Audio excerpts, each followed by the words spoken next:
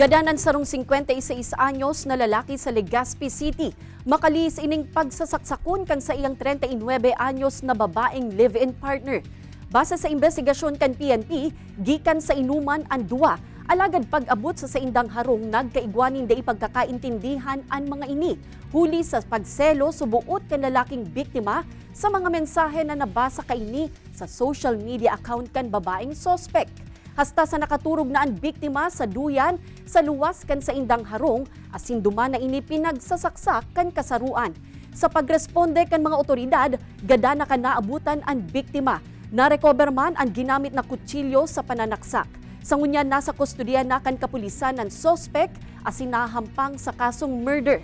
Padagos man na kinukuananin pahayag kan GMA Regional TV Balitang Bicolandia ang suspect asin pamilya kan biktima.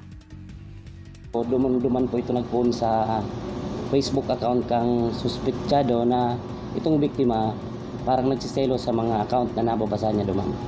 Nagkaigwasin na ng diskusyon tapos nagtaram itong biktima na pag napatunayan niya na may ginigibong sala ining suspektado sa babae, gagadanon niya sa babae.